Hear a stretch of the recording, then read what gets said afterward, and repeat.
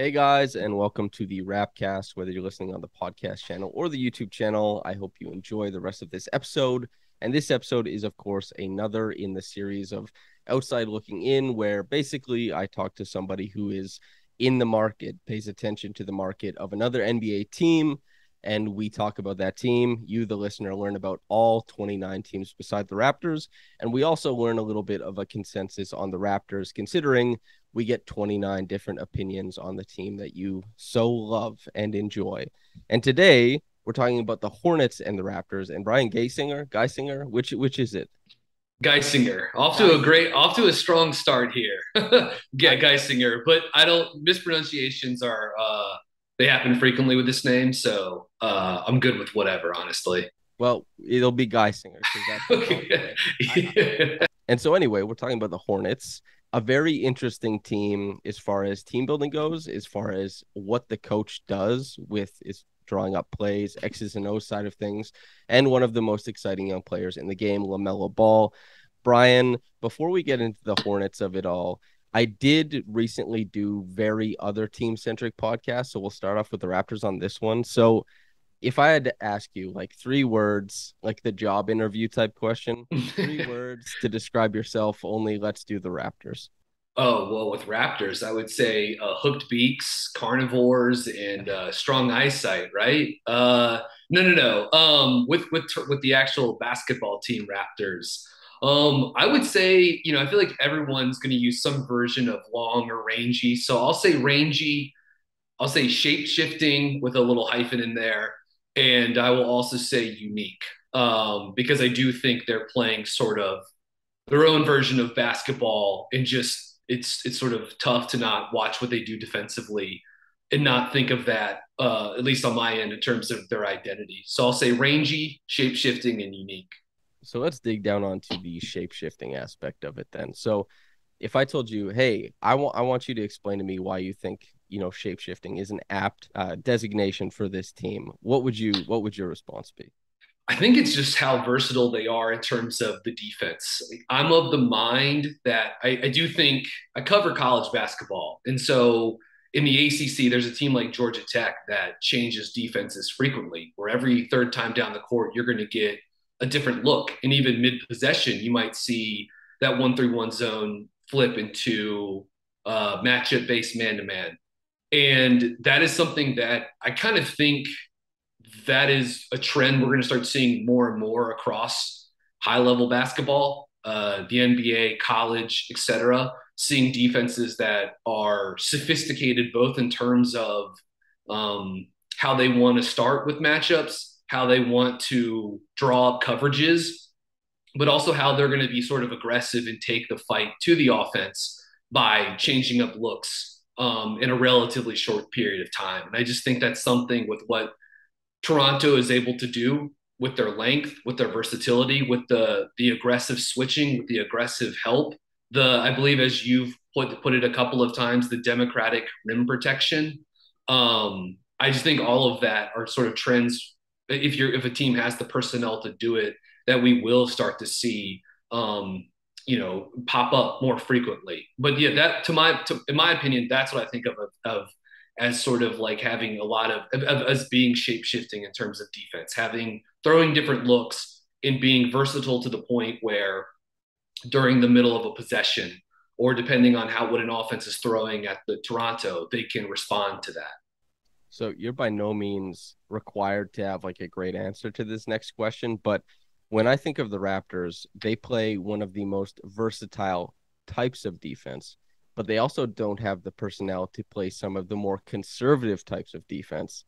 So I'm curious if you think, when you think of it from that point of view, do you think of them as versatile in that sense? Or there have been a couple guests who have said maybe they're actually stuck doing one thing, except it is just happens to be one of the most versatile types of defenses or less access types of defenses. Yeah, I don't know. Is the premise here that the Raptors, like, where are they limited in terms of personnel here? Is that like sort of not having maybe like a traditional center? Is that where people are sort of like looking in terms of like roster constraints? So I think a lot of people, when they think of defense in the NBA, a lot of it includes drop. And the Raptors, they played it with Kem quite a bit. Precious saw a little bit of it, as did Pascal. Well, Scottie had a couple games too. But for the most part, they are not playing drop defense. And they're also playing, they're not really at home ever. They're constantly in motion. And while that is typically, we think of like the high end of basketball is a defense that's always in motion. A lot of the best defenses achieved by simplifying actions, like the Bucks doing lock and trail with their guards and just sitting one of Giannis or Brook back at the rim. It was the recipe for a great defense and stuff like that. So I'm curious to swing it to the next conversation, which is when Raptors fans typically think of this team, they think like this is the future of basketball. And there's an interesting conversation to be had about the correlation in your head when you think of, okay, they're doing like the 6'9" guys and their wings. And the wing has been the home of the generational transcendent superstars for some time now. Wing doesn't necessarily mean superstar. It means, a certain archetype of skills, typically certain measurements, all that kind of stuff. And I know some people in the media market, some analysts and that kind of stuff say this is the future of basketball. I'm curious if you think they're knocking on that door or if this is just them trying something unique and I guess detailing according to their current personnel. I think it can, I mean, not to hedge totally, but I think it can almost be part of both. Like this is the roster they've assembled, but there obviously are a lot of strengths to being able to play defense like that. And that's not like a knock on a team like Milwaukee that you just sort of named, or the Lakers from a couple of years ago when they won the title in 2020. Like drop defense can be insanely, can be very effective if you have the right personnel. I actually think, like coming from Charlotte's perspective, they drafted Mark Williams out of Duke in the first round. I think with the hopes that they would like to play more traditional, for lack of a better term, they'd like to play more drop pick and roll defense with Williams. I don't think they have like the guard personnel to sort of like actually tap into that at this point defensively. So I don't know, but at the same point in time, I think getting guys out there that are switchy, that can guard a lot of different positions with their length. I mean, it's the length in the switching that takes away advantages, right? And that's what an offense is all, well, everything in the half court is all predicated on, especially if you don't have just like a guy that can break a game wide open. You don't have a Steph Curry type or whatever. But yes, switching is certainly the ability to take away advantages, to force teams to play later into the shot clock. So the possession is inherently, less efficient.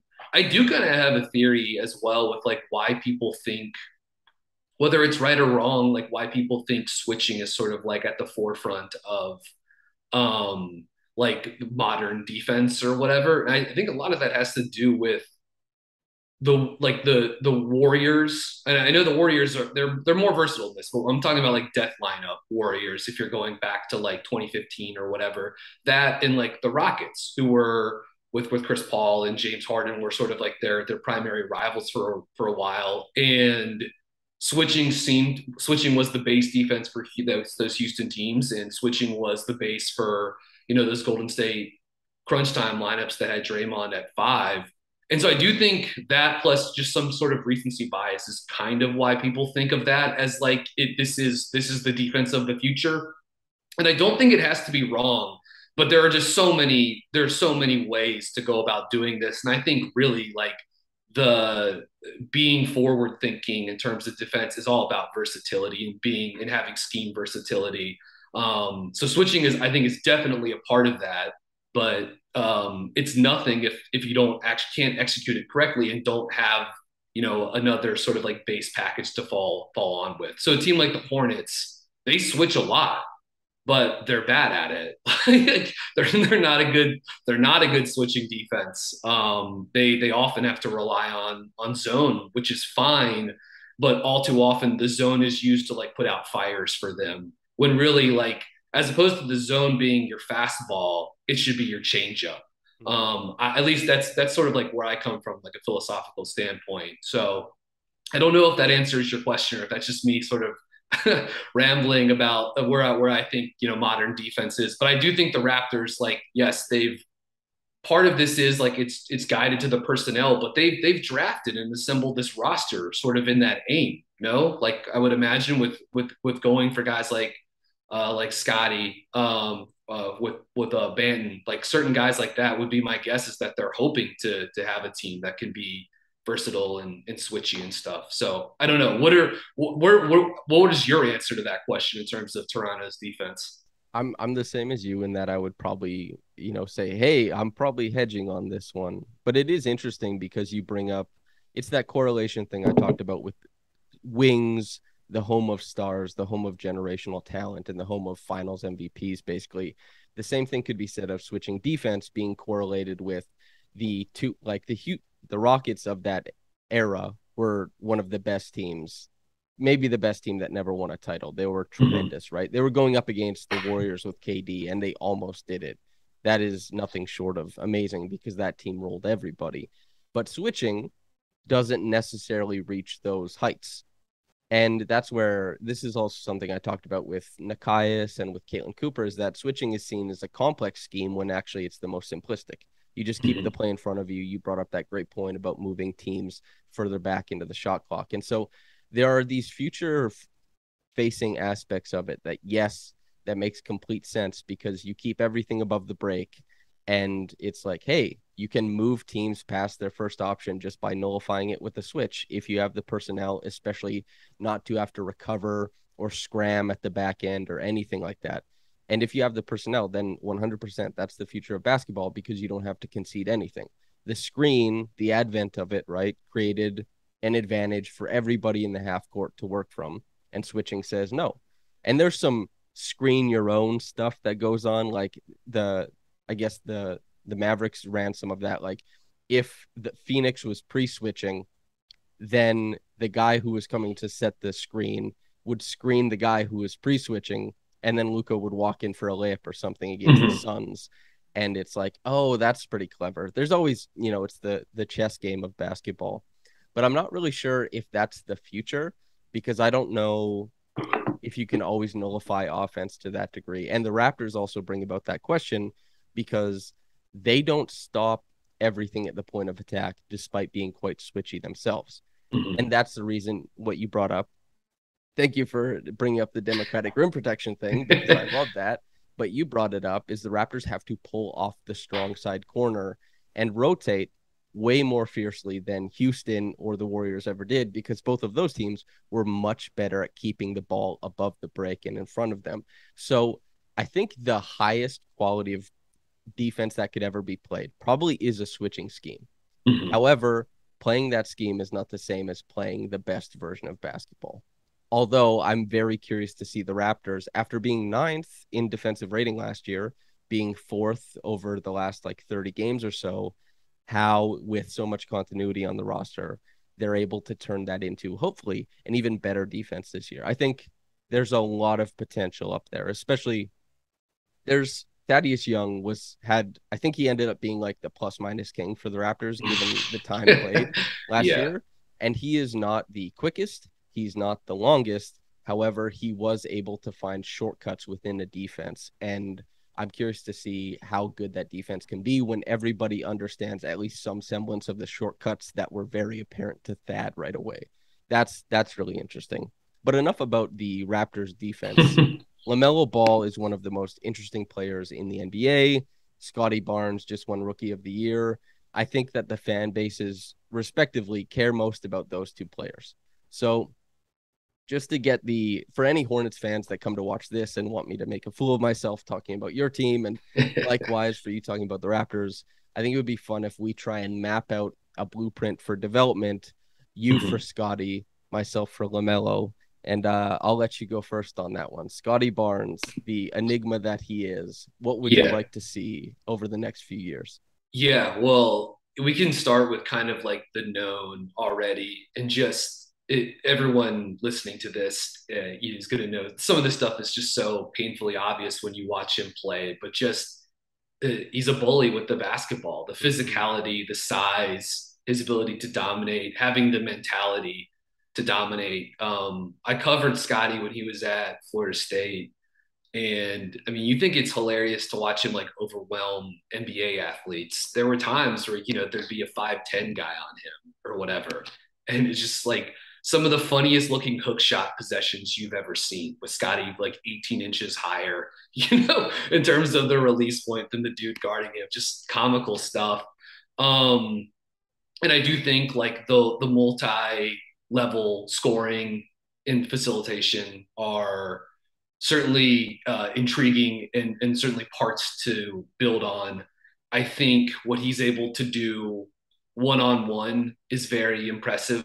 And I think maybe he benefits some by getting to play with, good personnel around him. He's got other two all-stars flanking him and a guy like OG that's also pretty awesome. But his ability to just like roast guys one-on-one as a 19-year-old rookie or whatever, being able to operate in the mid-range, super impressive. And then his just like work as a helper on the other side of the court, let him rove, put out fires, switchy, can guard a bunch of different positions. Like, I don't necessarily love his point of attack defense, or especially when it was at FSU. You could see guys with, with screen rejections, with crossovers, could attack a top foot and get by Scottie. He could certainly like make up for some of that just due to his incredible length. But I also think he's got like, there's an intangible component of his superstardom foundation, which is that just like the mentality is there. He wants it. You hear people talk about him. Leonard Hamilton, the coach at Florida State, would rave about this guy. It's not just the frame and the skills, but it is the fact that like he's a team first player. Like it's an awesome guy that a fan base and a franchise can sort of like wrap their arms around. It's going to be really fun to watch him there for the next decade plus. But as far as like next steps, I mean, I think some of it is sort of like there's like low hanging fruit in terms of like improving the shot. I don't know where did he end up in terms of percentage for 3-point wise this year? Like low 30s, probably somewhere in that neck of the woods, I'm guessing. So I'll give you what I do know is that his short mid-range popped off in a way that most people didn't see coming, especially the short mid-range. But as far as the 3-point shot, he had a super hot stretch in, I believe, November, where he was shooting 40+% on pull-ups. He was shooting 40+% on catch and shoots. But at the end of it all, because his season, and this is what happens with a multi-talented rookie, is that during their first season, they're going to go through trends of trying out different things. Mm-hmm. And so he went through his trend of trying out the 3-pointer, had a hot stretch, then it kind of fell to the wayside. He ended up at 30% at the end of it all. Yeah. But there was some pick and roll initiation late in the year. There was drop defense in December that he played. His off-ball defense went from being a really big negative at the start of the year. He was completely absent-minded on that end and had difficulty navigating the larger floor as far as responsibilities, how his adjacency to the basket, that kind of stuff. And that got much better throughout the season. And especially crashing the glass is probably the most consistent thing. Like you talked about having the superstar mindset, not just to impose his will as a guy on ball, but to impose his physicality at all points in time. But 30% is where he ended up. That's like going to get better. And I mean, if he ever does become like kind of a reliable, pull up 3-point shooter, I mean, I don't even think he like needs that necessarily to like ascend to being a superstar. We talked about the mid-range scoring, the mid-range usage, like that is the area where stars are still allowed to like operate and score. So the fact that Scottie can do some of that stuff already at a pretty, at a high level is impressive. I would just say on top of like the shot improving, becoming, improving in terms of like screen manipulation. I think he's a pretty creative passer and certainly is like unselfish, but just the ability to make all the passes, like he can, because of his size and because of the length of his arms, it's like he conceivably could make every pass in the book, like he can just see passing windows that a lot of guys can't. And I mean, you're about to talk about LaMelo, like he's not as big as Scottie, but he has sort of access to some of these same advantages just because of the sort of like, potential to be I hesitate to use the word jumbo because LaMelo's not Luka or whatever in terms of size and bulk, but to be the big creator. So I would say with Scottie, it is for him, like because he's already has the ability to attack mismatches, to beat guys up one on one, to screen and take a switch and take that guy into the post and score a bunch of different ways. So I already really like a lot of what he's doing from the mid range on in. And I also loved his ability to score in like weird ways too, to get putbacks. Like I like those kind of like scavenge points. You don't doesn't need a play drawn up for him. It doesn't need an isolation to get into it. But I would say it seems like the 3-point shot becoming like a more just improving as a passer and becoming more manipulative, reading backline coverages, dictating those, making sure that those screen actions are happening on his terms. I think are sort of like the next steps for Scottie, but he's probably a guy that I don't think you want to like put into a box, right? Like this guy he's unique and special and clearly going to be a force for a long time in the NBA. And I think he could develop. There are so many different bands with him, I think, in terms of like high end development that maybe even look a little bit different, but ultimately result in him becoming a multiple time All-Star and a guy that's just routinely taken 50-win teams into the playoffs, that type of stuff. You brought up the scavenging points, and I love that aspect of his offense because when I wrote that big article on him and I was going through all his possessions, I had to decide what I would mark as self-creation and what I wouldn't. And the decision was that I would count his offensive rebounds as a type of creation for himself. And not that you can count, he did have a lot of like late tip-ins, fourth quarter tip-in scoring, which is great. It's hard to control for that. But he had enough control and consistency that I think it was something you could expect to happen every single game. It was a type of offense he could get. And so I thought that was interesting that you brought that up. And then additionally, yeah, who knows who this guy is going to be? He could be one of the rare, all defense level defenders. Maybe he gets there, maybe he doesn't, who also is like an isolation hub. That's a really strange level of player. And that's only one option that he might end up pursuing. And, based on feedback he gets from defenses and based on what he's able to accomplish, I imagine the routes can look quite different. I guess I should take a stab at LaMelo now, and I'll kind of do what you did as far as framing this player as I understand him, and then being like, okay, there's some, I guess, routes to success that I see. And so LaMelo, as far as I understand it, one of the most insane levels of touch as far as anybody in the NBA. It still hasn't borne out in incredible shooting numbers. Trae Young went through something similar that you could see the touch was immaculate. There was, different release points. There was a lot of different spots on the floor where he could get a shot off. And then this past year, Trae finally had 38% on extremely high volume from three. LaMelo, it seems like, could go through a similar path to weaponizing his shots. And the big hold for LaMelo seems to be his ability to bust guys down off the dribble and to get like 2 feet in the paint off of just being, quicker, more athletic, classic lead guard stuff. Like De'Aaron Fox will never make reads like LaMelo Ball, but LaMelo Ball will never punch a gap like De'Aaron Fox.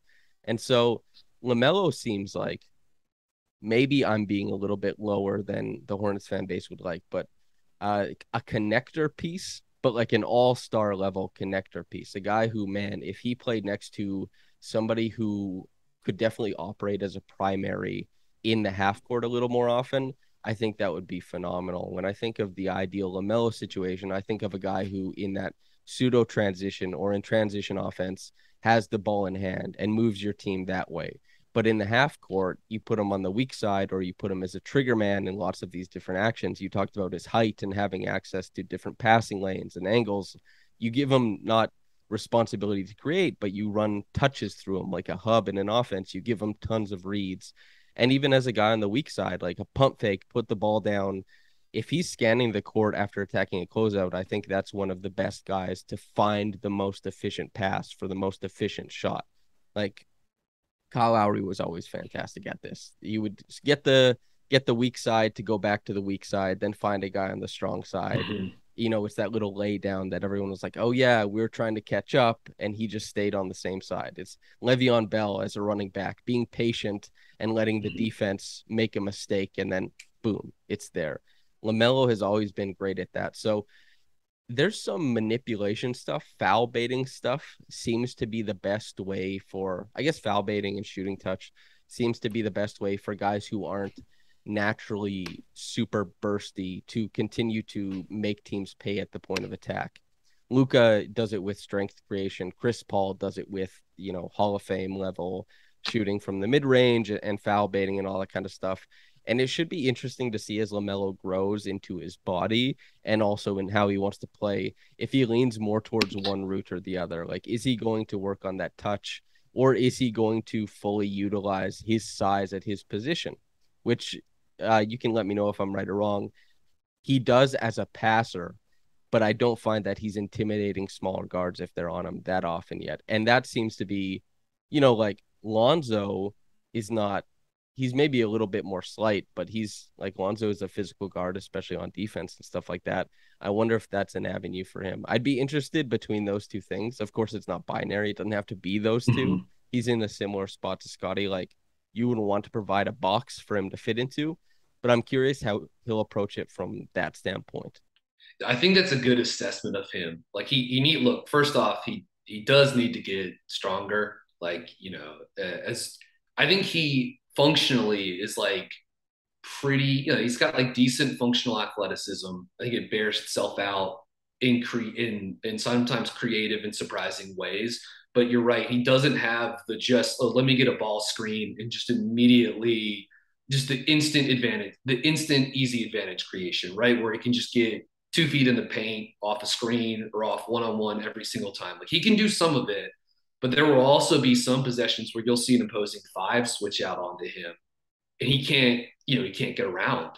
And that can kind of gum up Charlotte's offense at times. They went to a lot of like empty corner pick and roll this past season with LaMelo, and I thought had like varying degrees of success with that. I think ultimately you want to get, a long-term pick and roll partner. I know I'm sort of veering away from LaMelo specific here, but like long-term, they need to get a guy that can be a vertical threat and just like a true pick and roll partner with LaMelo, because it was like a big deal when Montrezl Harrell showed up this past season. And he's like, Harrell's a pretty good veteran, roller, but if you could really partner him with someone that could actually, he could competently run ball screens, someone that's always going to force the weak side help or any of that type of stuff. I mean, someone like that would probably benefit Scottie long-term as well. But I think often, like, he has the touch you were talking about with LaMelo. He does have we see it when he takes these floaters and these runners from places on the court that no one else really does. These sort of like, he'll come off a ball screen and take a 19-foot, one-legged runner, and he'll make it 40% of the time or whatever, which is like, it's awesome that he can do that. And it speaks to his skill.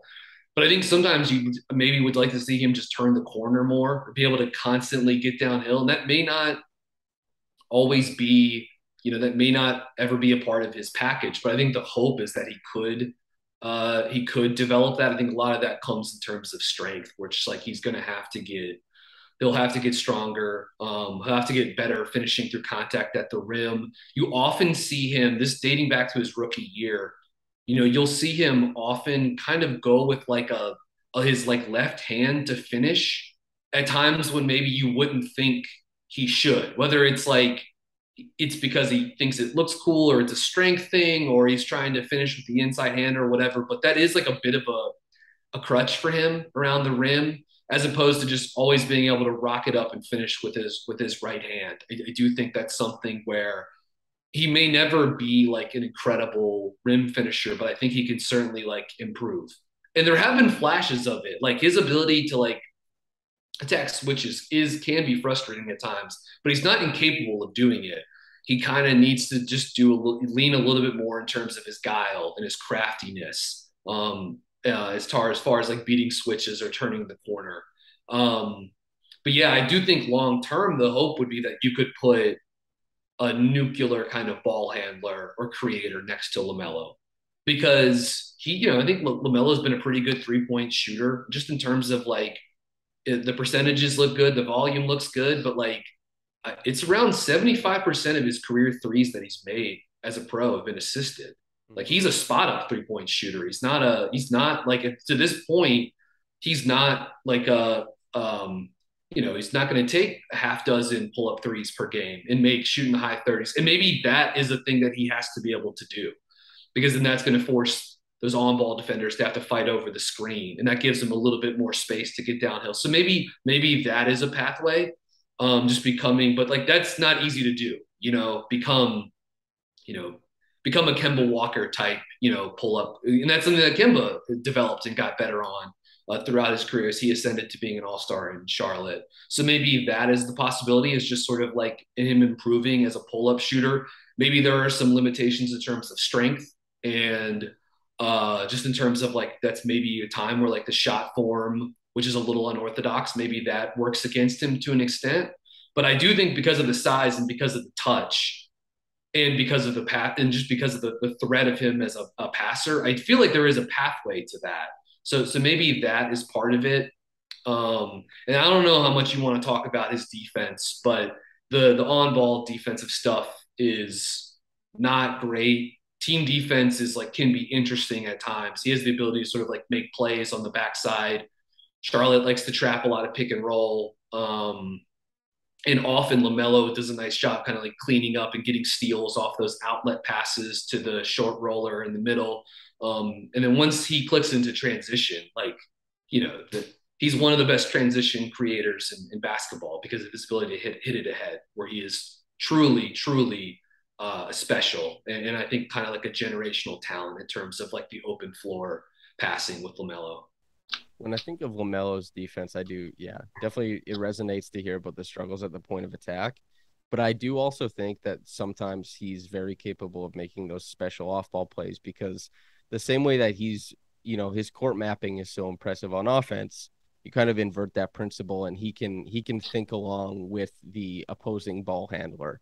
And like, what is this guy looking for? What is he seeing? And he will pop up in gaps that surprise people, I think, a lot of the time. I guess you want to continue to weaponize that while also making sure that there's less, I guess, mistakes made on that side of it as well. Yeah. I think he could refine the gambling a little bit. Like, I don't want him to lose that. Like, that was a strength of his pre-draft. It was very obvious. And so I don't want him to lose that aspect, but I do think he could kind of like tighten the screws a little bit and be a little bit more refined with when he's going for it. But again, like, this becomes a personnel thing. Like, Charlotte does need to find guys that are more frisky at the point of attack defensively, so you can kind of like shift around and put LaMelo in some of these more opportunistic defensive roles. That's just that was the next question, basically, is when we think of LaMelo and teams, you have a star, basically you have a star you want to build around, or you're in search for a star you want to build around. LaMelo seems like an ironclad player that whether he's your number one guy, number two, number three, if you're going to have a championship team, he could definitely be one of those three guys, grow towards that. I'm curious what you think about how they've built around him so far. And you were kind of tiptoeing around that with the roller aspect and all the other kind of stuff, but I'm curious if we could get the Cliff Notes version of it. Yeah, some good, some bad. I think for the most part, not that positive, honestly, unfortunately. I do think to an extent, Charlotte, since they drafted LaMelo not even 2 full years ago, I mean, it's crazy, November 2020. But a week later, they stretched Nick Batum so they can add Gordon Hayward, right? And at the time, I didn't love the Hayward transaction, though I did see why they went with it. You're bringing in a guy that can be a mismatch partner with LaMelo. That's going to take some of the pressure away from him because he's going to take tough defensive assignments. He can pass. He can shoot from every level of the court. But it does feel like Charlotte has both tried to like build a like instant, playoff play-in team around LaMelo, while also looking at the like 5 to 6 year, long-term or intermediate term plan around him. And I think that's a good thing. Like, they should be having an eye on the future. At times, though, I think them trying to split the difference without having like a surplus of good young players or picks around him has caused them to fall into kind of a no man's land that's really, like, they're not in a really good spot right now. I don't think it's necessarily time for a panic or whatever, but you're just looking at the personnel around him and being like, who else is coming with this guy? You're just not entirely sure. I do think in 2021, like last offseason, there was a bit of a roadmap where they thought we're going to add long, wingy, hybrid forwards, hybrid wings. We're going to put these guys around him. And like, that's what we're going to load up the toolbox with. So trading back into the first round to get Kai Jones out of Texas, getting JT Thor early in the second round, signing Kelly Oubre with your cap space, which that didn't work out. But you could see like at least some idea. You're going to play fast, and you're going to have lots of different guys for LaMelo to run with. And then this offseason, like I think there was some success, some failure with that. They ultimately make the play in, they lose again this past season. And I don't think they had a very good draft this offseason. I don't know if we want to get into all the nuts and bolts of that, but it looks like they have finally found a roller to pair with him, which is Mark Williams. But I still think they need to find other ball handlers to place around LaMelo, like we were sort of talking about, in terms of like finding guys who can constantly crack a defense.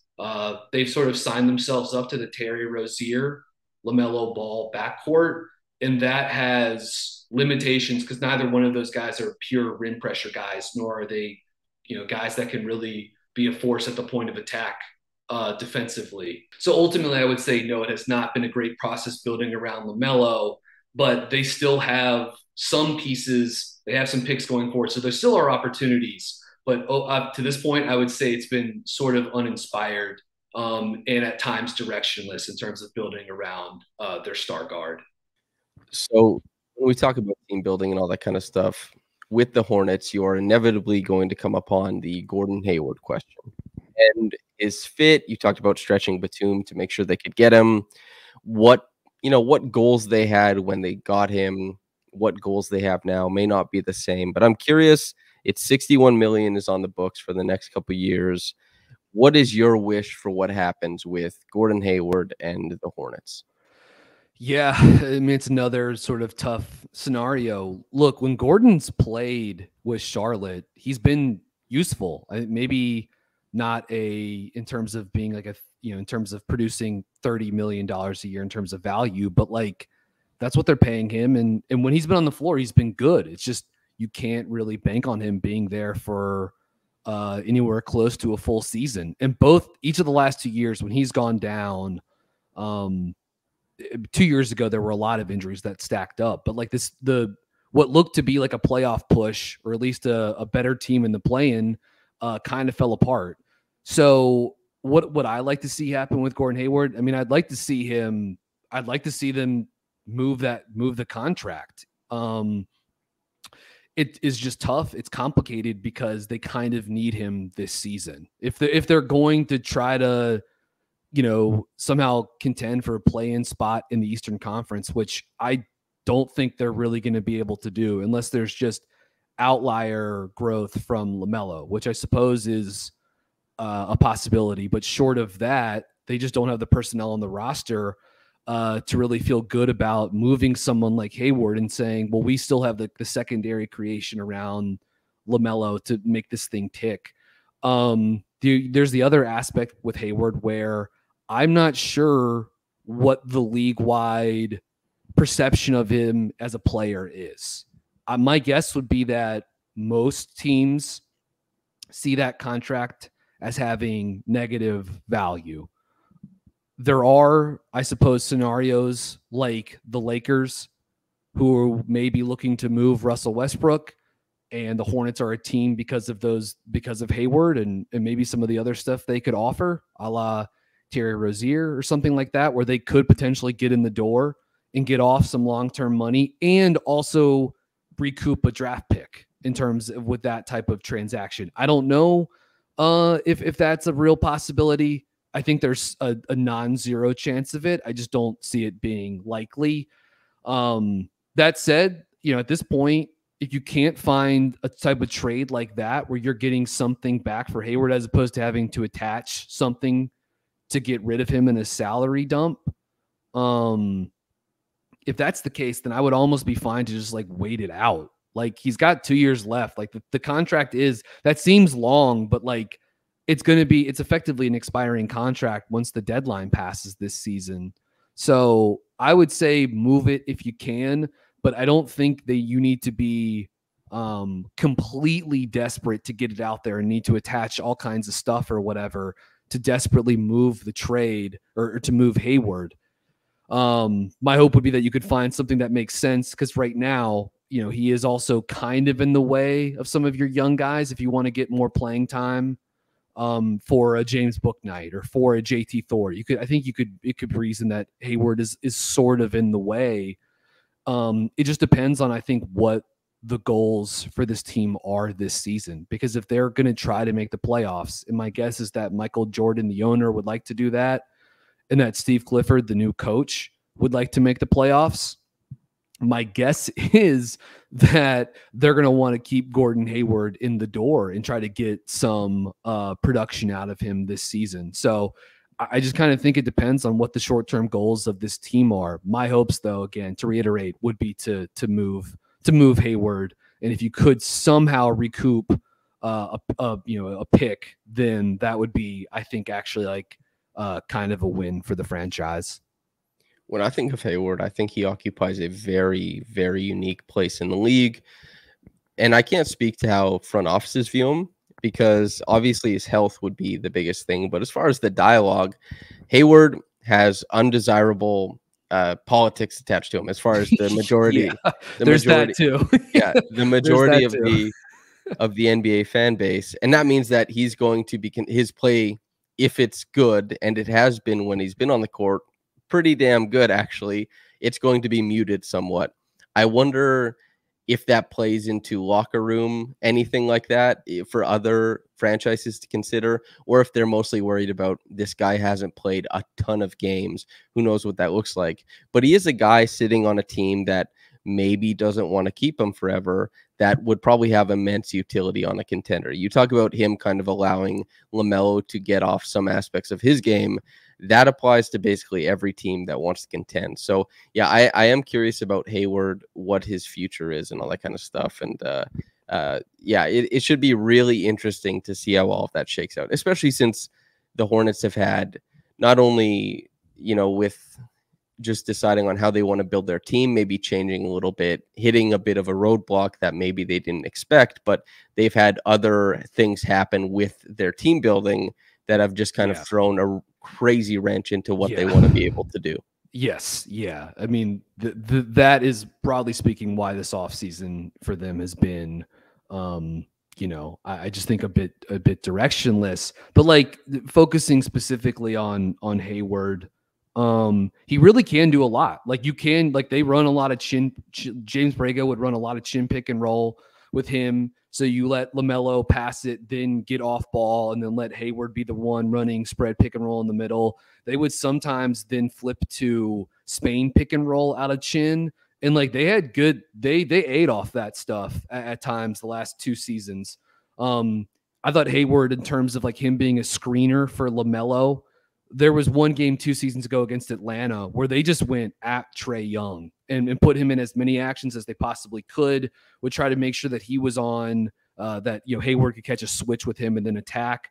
They run lots of like early offense pistol or 21 action. I like to refer to it as 21, but I know some people call it pistol. And like Hayward can be really good in that too, as like, a screener. Then he takes the switch, and then they can go high-low. And that's something they can do with PJ Washington as well. But Hayward really is like a versatile offensive piece, and he's a good shooter, and he can really pass from a bunch of different levels of the court. So like we always, on the Buzzbeat podcast, we always like to refer to him as like the half-court stabilizer for Charlotte. And I do think that's one of the reasons why the last 2 seasons when he's gone down, they struggle in the half court, because they're, as much as they are a team that wants to, they want to get into gaps. They want to get to the rim. They want to get a piece of the paint. You hear James Borrego talk about this all the time. He'd ask LaMelo, give me the rim. I want the rim. But for them to do that required, collective ball movement. It required some scheming.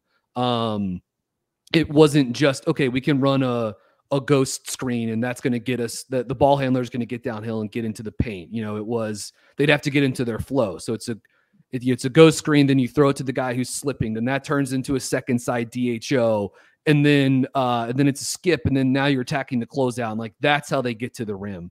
And Hayward was helpful for that, as both as like a guy that could connect possessions, that could be the primary initiator, even if he's not at all a rim pressure guy.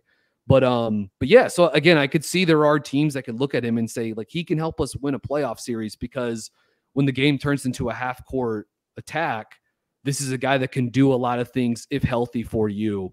It's just all of these things we're describing have almost very little benefit for Charlotte this year. Like, this is not a team that's going to be in a playoff scenario. And so I don't know. My hope would be that there is some potential trade situation out there for Hayward, but it's going to be tough. But he is certainly a versatile offensive player if you can get him on the floor.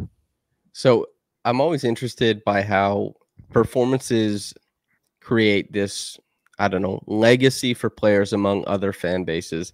Bill Simmons, for example, when a lot of the league would talk about, like, oh yeah, DeMar DeRozan, he gets figured out in the playoffs, you know, all this kind of stuff, Bill Simmons would be like, I'm scared of that guy, because his favorite team had Isaiah Thomas and Avery Bradley, and that meant that DeMar DeRozan was going to absolutely mash that backcourt.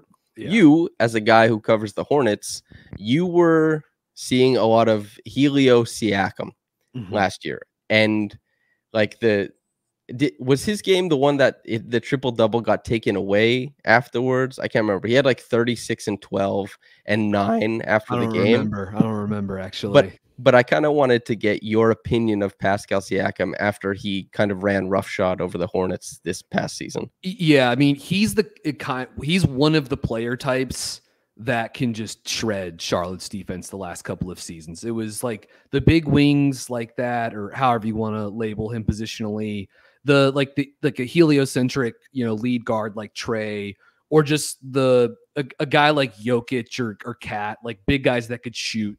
Charlotte had no answers for guys like that. I think Siakam's awesome. Like, I don't know, top 20, top 25 player, and top 30. I don't know what the number is, but he was incredible this season, man.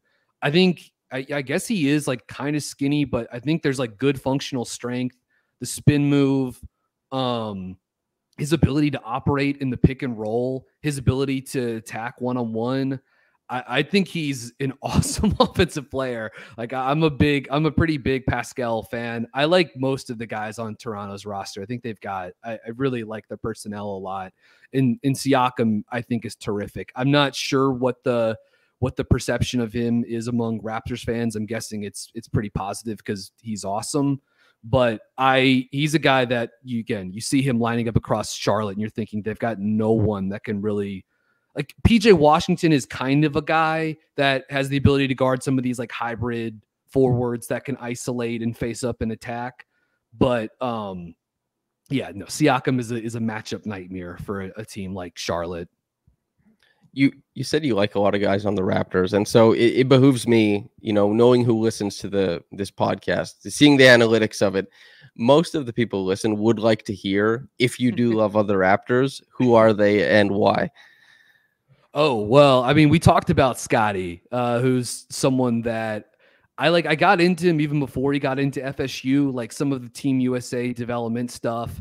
Then also just the first year of the pandemic, I was looking for basketball stuff to watch and ended up going into a lot of like Montverde tape from that season.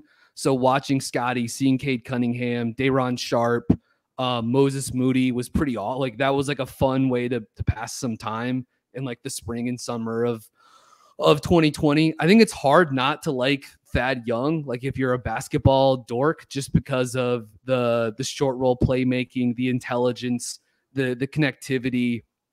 Precious is a guy that I've been fascinated with since he was at Memphis.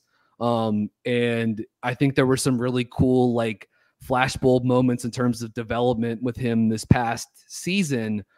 Boucher as a guy that is, I don't know, like, unicorn's probably too strong of a word, but the hybrid front court guy that can block shots and step out and hit threes.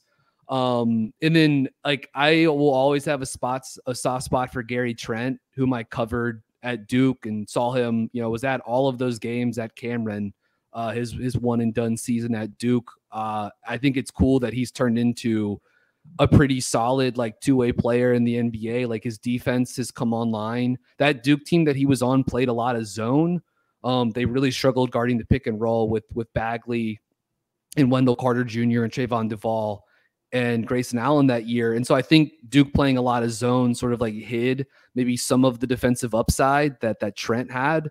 But the shot making is intriguing, and it's very cool for me personally to have seen him like sort of grow into being like a rotation player, a real guy on playoff teams, both like in Portland and now in Toronto. So I know I'm just listing off guys, but these are all dudes that I really do like a lot. And Trent makes me happy to see him, finding a role in the NBA, which is, he took a pretty unglamorous path from second round pick to sort of carving that out. So, and I guess I would be remiss to not mention Fred VanVleet, the shot making, the help defense. And then Del Curry, will talk about this often on the Hornets broadcast, but apparently VanVleet has like a really entertaining, like warm-up routine, like to get his shot ready before games, which I have not seen, but I just sort of like that component of Freddie's game. So I'm not trying to pander here and just listing off 2/3 of the roster. Like I genuinely do like these guys, but especially Barnes and Trent, like any of the ACC guys, I'm usually pulling for. You say like, oh yeah, I'm just listing off guys, but quite honestly, that is why people like national media or international media, because they typically don't know anything about the team. But if somebody on a podcast with a big name at ESPN says, oh yeah, Pascal Siakam, I like that guy, everyone's like, yes, validation, yeah, recognition. So you just listing off half the roster and also saying some of their, some of the things they've accomplished at college, that's going to do wonders, man. It's not even pandering. It's good podcasting. Good to hear. I'll be the next time I travel to Canada. I look forward to being welcomed back into the country with open arms here. Yes, absolutely. And so maybe not PJ Washington, because Raptors fans are very aware of his game because they've been trying to trade like Malachi Flynn and Khem Birch for him. So it's half the league wants to, dude. It is so funny. Like every week, because I've tweeted out so many PJ clips and stuff like that, where it is funny to be like, all of a sudden, like you'll see like Rockets fans or Heat fans or like Knicks fans, like everyone will start retweeting, and it's like, oh, this fan base is definitely trying to like trade machine PJ to their fan base for like a couple of bad contracts or a crummy draft pick or whatever. But it's funny, like the Raptors, like there's like 15 fan bases that have tried doing that with PJ. PJ is very popular and for good reason. He's good, man. He's good. He's a guy who not only when you watch the game you go, oh, but he's a guy you go to, like, you just type him in on Basketball Reference, it returns all the requisite numbers you would need to get excited about. So yeah. But the same thing that we did for the Raptors, I'm curious. We talked about, being underwhelmed with Rozier maybe a little bit, and LaMelo, Hayward, a bit about PJ and Mark Williams. But is there anybody on the Hornets roster that you think is intriguing and that Raptors fans should pay attention to? For sure. And just real quickly, I would touch on Rozier. The on-ball creation in the defense I find to be underwhelming, but he really has turned himself into like an elite movement shooter. Like it's something I just did not see coming, and I don't think the Hornets did, because he was brought in to like be the bridge to replace Kemba before people knew what Devontae Graham was going to be, and well before LaMelo was on the franchise. And the fact that Rozier has found this new like kind of career arc as an off-ball mover, and the guy that was featured prominently in Borrego's offense with that, I think is like he again, often I'm like underwhelmed in terms of Rozier's game, but the shot making and the movement shooting are pretty impressive. I think I want to focus specifically with this question though on the 2021 draft. Like they used their lottery pick that year on James Bouknight out of UConn. I didn't think that was like an amazingly inspired pick. I thought a guy like Moses Moody was probably the way to go, and that they just missed out on getting maybe a Franz Wagner or something like that, who went a couple of picks early. But they need someone to provide some creation and to be a slasher. And Bouknight has kind of like an offbeat drive game, I think I would describe it. He got, I think it was close to, I think it was almost 17 to 18% of his 2-point attempts last season were blocked, which was the highest percentage on the roster by a lot. So he's going to have to find some ways in the final third to be more creative, to be more clever. He can be explosive at times, but he's smaller and he's skinny and he needs a bit of like a runway for him to actually get to his sort of like above the rim game. But they were so desperate to win now last season that they almost never played James Bouknight. He sat the bench often. And I think even when he did play, the usage was routed in kind of not ideal ways where they were kind of using him as like a microwave off the bench guy. Let's give him the ball and let him attack. And I think he's a guy you need to get into movement. You need to have him running off pin downs, have him running off flares and rip screens. And that's how you really tap into like the best parts of his game. I wouldn't quite use this guy as just a pure give him a ball screen and let him go kind of deal. I think there's ways to scheme up advantage for him and then let him be a guy that can give them some secondary offense. So I think his development's huge for them. And then the next two guys are Kai Jones, who was the other first-round pick that year. Kai doesn't really have a home defensively. Like, he's a bit of a tweener. He's not ready to be like the low man, play him at the 4 and have him be the low man. And, he can't, put out all your fires as a help defender that's roving around. Like, he has the athleticism and frame for it. It's just in terms of the backline processing, like, that's not there. He can't be a guy that's like chasing around guys around the perimeter either. And he can't be your your defensive anchor that's involved in all the different screen coverages. He can do some switching, but that's really not like a big strength of his. In the G League last season with Greensboro, they tried to use him as kind of like play him like drop, but play him like kind of up more to the level of the screen. I don't think that's really going to fly in the actual NBA. So I think finding a defensive home for him is a big deal, because when you put Kai in surrounded by 4 shooters, his athleticism, the fake handoffs that he can use, the keep plays he can use to then get downhill or catch a lob from LaMelo when he's able to roll into space are a big deal. But that just involves being able to either play him at center, which can be a little bit of tough, just given that you've got Mark Williams, you have Mason Plumlee still on the roster. But I think it'll in what are you going to do with him defensively? So I'd like to see more Kai Jones this season. I'd like to see him kind of like tied to PJ Washington, who can space offensively to allow Kai to be the interior guy, the roller, the cutter. And because PJ can play some center defensively, it allows you to maybe move and stash Kai in some certain areas.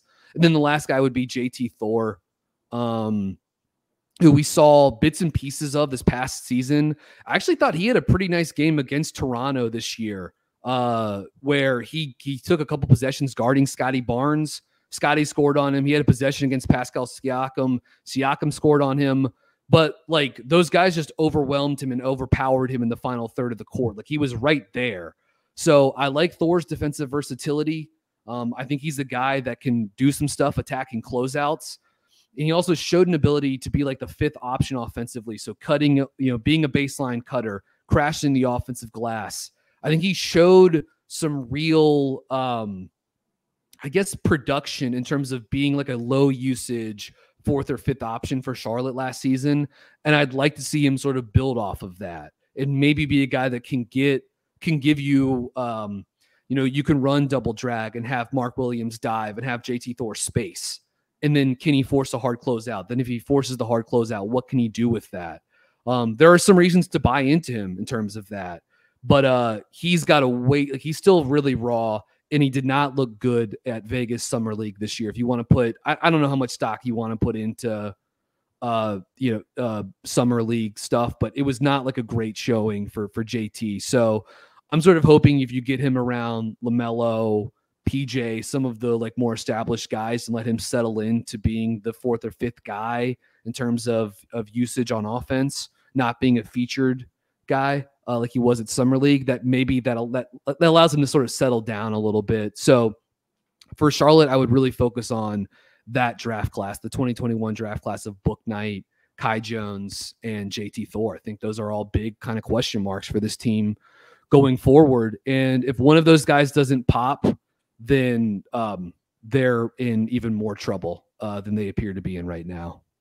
That makes sense. And it's time to focus on you. We're at the end of the podcast. And if you'd like to plug yourself and let the people know where to find you, and if you have anything coming up that they should be tuned into, do so. Yeah, so I cover the Hornets for the BuzzBeat podcast. You can follow us at BuzzBeat Pod on Twitter. We do, probably twice a week, we do pod episodes on the Hornets. So I don't know, maybe if they're coming up on the schedule for the Raptors and you want to poke in and see on how they're doing, or you're interested in LaMelo, we obviously talk LaMelo a lot. You can find the BuzzBeat Pod on any platform that has podcasts. You can also follow me on Twitter at bgeis, BGEIS_bird. Is a Twitter account that I made in college. So the name doesn't really make much sense at this point. Bird was my nickname back in the day. So we're just riding with it, but there's a lot of like film breakdowns, interesting stats, hopefully on the Hornets. There's going to be a new playbook to map this season with Steve Clifford coming into town. So I'm excited to do that. And there's also a lot of, I freelance cover college basketball too. So, if you're interested in scouting, seeing the next crop of NBA guys coming in, there's going to be a lot of that with a focus on the ACC. So it's pretty ACC and Hornets centric there. Hell yeah. For the listener as well, Brian is one of the best people as far as people that I follow for staying in tune with a lot of what Charlotte does from a schematics point of view. He's really great at keeping up with what they're doing offensively, and Will has the courtesy to explain it in the tweet as well to anybody who wants to learn about X's and O's and that kind of stuff. So, Brian, thank you so much for coming on, dude. Thank you for having me. This was a lot of fun. Yeah. And listener, viewer, whichever it is, podcast channel, YouTube, thanks for kicking around with us. There's lots more of these to come. We're probably coming up on like almost halfway through doing all these interviews. It's a lot of them, but yeah, the train keeps rolling on. Thanks for sticking around, and yeah, we'll see you. Okay. Yeah. That's the podcast, Brian.